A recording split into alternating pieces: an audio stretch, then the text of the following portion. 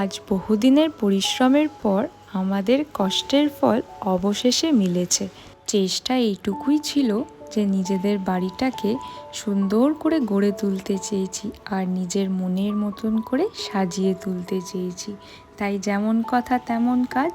এই দিনটি ছিল আমাদের গৃহপ্রবেশের দিন, মানে আমরা সত্যনারায়ণের পুজো করিয়েছিলাম আর তাছাড়াও বাড়িতে হোমযজ্ঞেরও ব্যবস্থা করা হয়েছিল।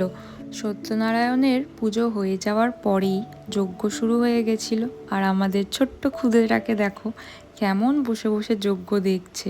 আমি তাই ভাবি সময় কি করে পেরিয়ে যায়। আমাদের ছোট্ট রিয়ানও আস্তে আস্তে বড় হচ্ছে, কেমন দেখো নিজে থেকে দাঁড়াতেও শিখে গেছে। যাই হোক, আজকের ভিডিওটা এতটুকুই ছিল, আশা করছি ভালো লেগেছে। তাই আজ আবার আসি, আবার নেক্সট ভিডিওতে দেখা হবে। বাই।